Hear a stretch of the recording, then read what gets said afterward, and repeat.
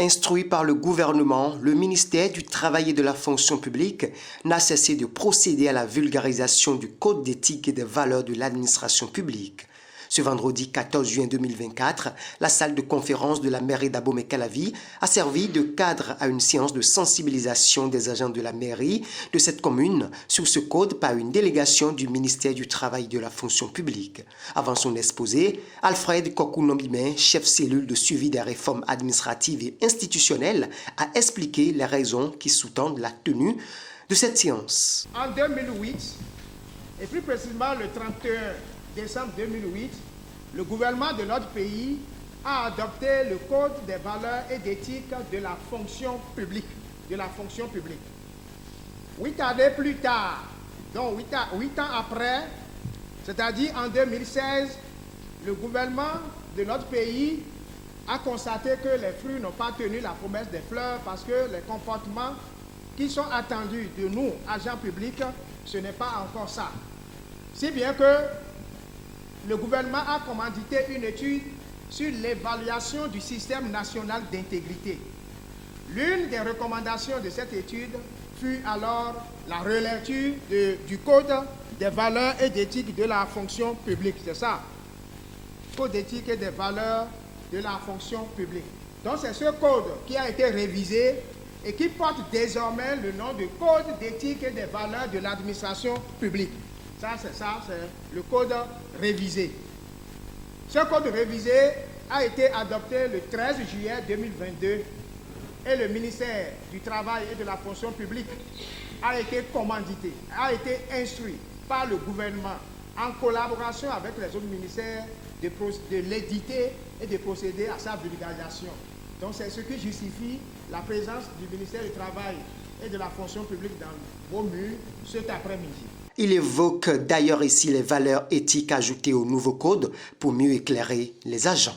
Alors, le présent code, adopté par le gouvernement à la suite de la validation des travaux de relecture de l'ancien, intègre 17 nouvelles valeurs portant l'ensemble à 26. Donc, dans l'ancien code, 9 valeurs, mais avec le nouveau code maintenant, il y a 17 valeurs qui s'y sont ajoutées. Et c'est passé de 9 à 26. Ce nouveau code comporte quelques innovations que cite ici le chef cellule de suivi des réformes administratives et institutionnelles. Le nouveau code intègre 3 nouveaux principes portant l'ensemble des principes à 7. Donc dans ce code, c'est-à-dire l'ancien, il y avait 4 principes.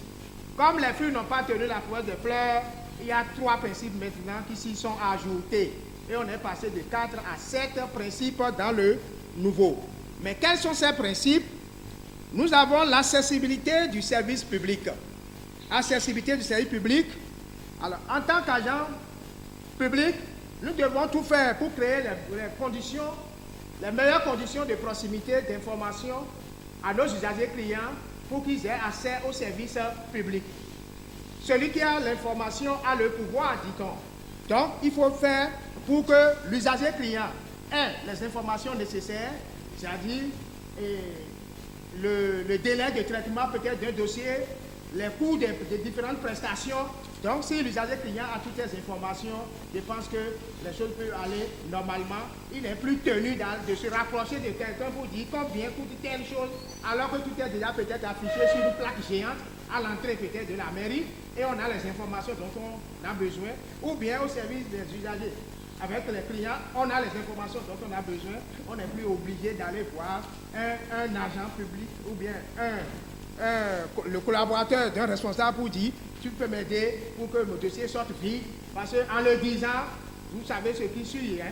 En le disant, il serait peut-être obligé de mettre la main à la poche pour dire « il faut m'aider, il faut m'aider, il faut m'aider ». Donc par rapport à ça, il faut qu'on fasse beaucoup attention. Continuité du service public. En tant que responsable, je dois tout faire pour assurer la continuité du service public. Si j'ai un collaborateur qui a formulé une demande de congé, je dois prendre toutes les dispositions nécessaires pour qu'en son absence, on puisse continuer normalement le travail. Il faut rappeler que ces valeurs définissent les règles de comportement des agents publics dans l'accomplissement de leurs tâches et contribuent à restaurer l'image de marque de l'administration publique. Ayant suivi avec bonne écoute la communication, les questions de compréhension posées par les agents ont été répondues avec moult détails par l'équipe du ministère qui achève ainsi sa mission sur une note de satisfaction.